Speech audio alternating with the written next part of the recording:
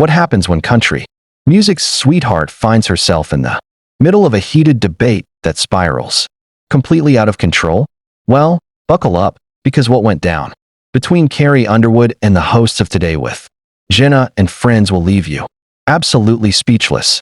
It all began like any other routine morning show appearance. Carrie stepped onto the glossy set looking radiant as ever, blonde hair immaculate, a navy blazer tailored to perfection, and a calm confidence that seemed to light up the studio.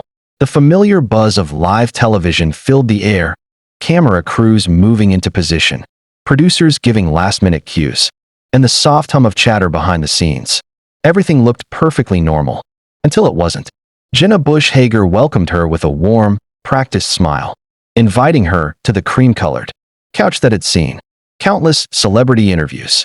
The co-hosts settled in, coffee mugs in hand, ready for an upbeat conversation. And at first, that's exactly what they got. Carrie shared fun moments from her tour, anecdotes from life on the road, and glimpses into being a working mom. Her answers were polished, classic Carrie. But beneath her calm surface, there was a slight tension, a stiffness in her posture, a flicker in her smile. It wasn't obvious, but it was there, waiting. That's when one of the co-hosts shifted the tone. "So Carrie," she said casually, "there's been a lot of debate about whether artists should speak out on political or controversial issues. What's your take on entertainers using their platform for these discussions?" The studio air froze for just a heartbeat. Carrie's smile faltered, barely, but enough that every trained eye caught it. She responded carefully at first, but the co-hosts continued to press, framing follow-up questions that sounded increasingly pointed. The emotional shift was quick, defensive posture, tighter jaw, sharper eyes. Carrie leaned forward, challenging the implication that she had some obligation to alter or censor her voice because of her influence. The exchange grew more intense with every sentence, and even Jenna, usually the peacemaker, struggled to regain control as the interview derailed. Soon, Carrie was confronting them directly about their intentions, making it clear she felt ambushed. The tension escalated until the moment she stood up, her voice steady but filled with unmistakable anger and disappointment. It was the kind of live TV moment that sends shockwaves through the entire production crew. And this was only the beginning of what would become one of the most explosive interviews in morning show history. From the moment Carrie took that breath before responding to the controversial question, the atmosphere in the studio shifted.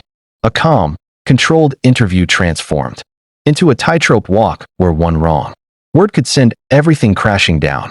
The co-hosts, who were used to lighthearted conversations, seemed unprepared for the storm they had just triggered.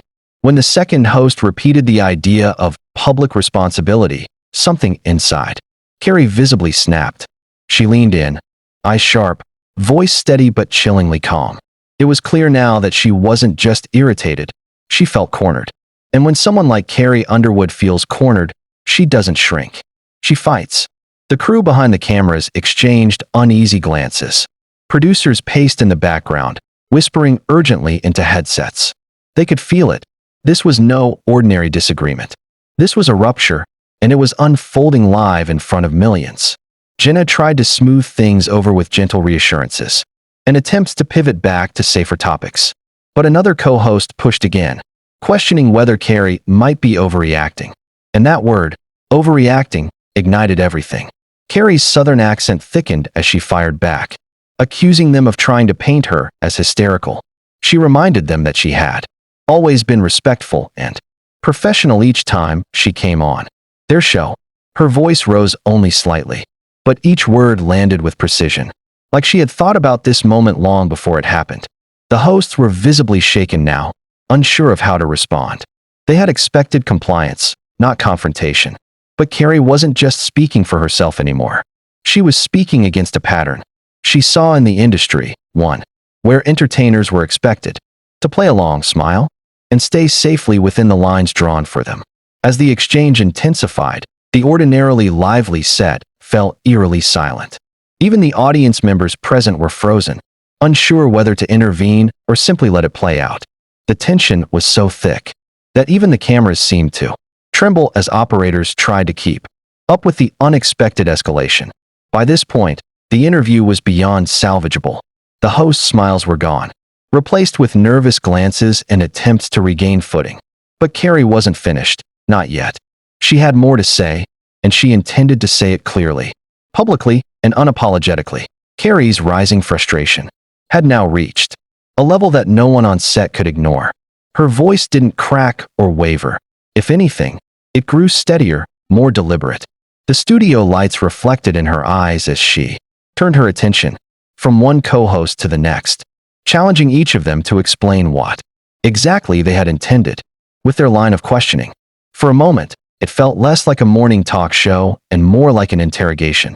Only Carrie was the one holding the questions. The co-hosts scrambled to soften their stance, insisting there was no malicious intent.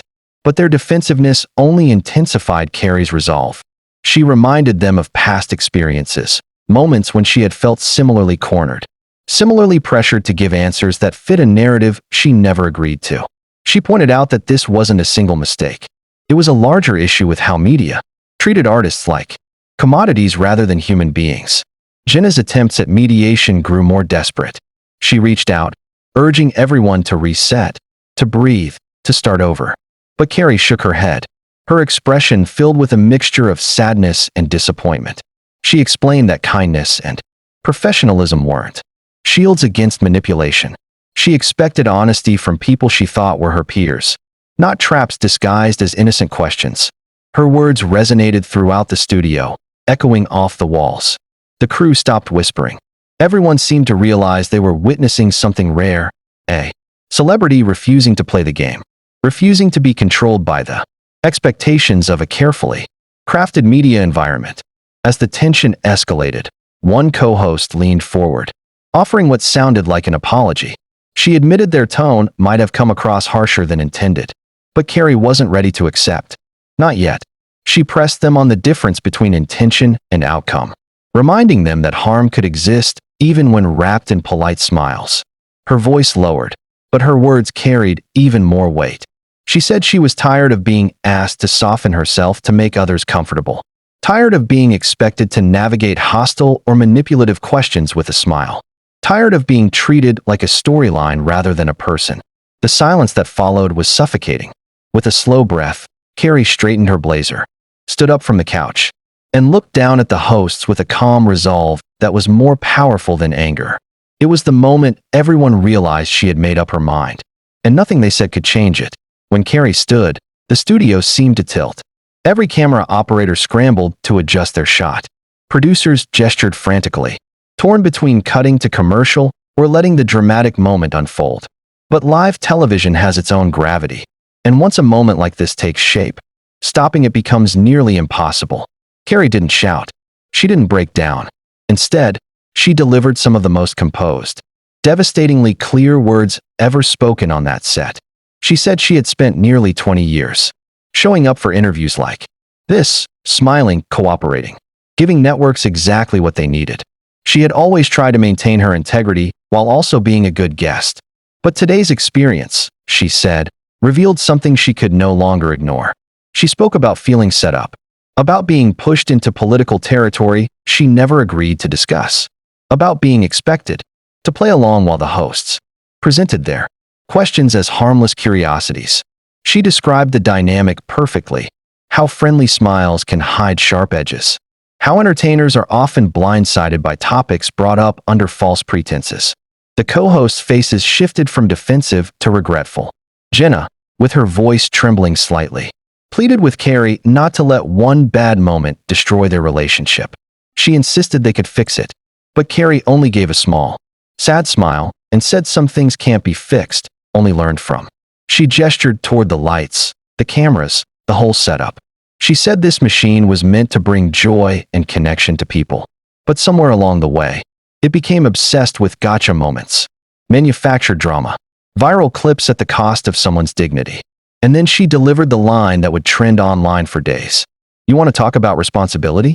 We all have the responsibility to treat each other with basic human decency. The room froze. Even the air felt thinner. As Carrie walked toward the exit, her heels clicking on the polished floor, no one dared to stop her. The cameras followed automatically, capturing every step. Just before she left the frame, she turned back and offered a final message. one not just for the hosts, but for anyone watching. She said she hoped people learned that it's okay to stand up for themselves, okay to refuse to be boxed in, okay to walk away when staying would cost them their sense of self. Then she left, leaving behind a stunned set, shaken hosts, and a moment that would be replayed endlessly across the internet.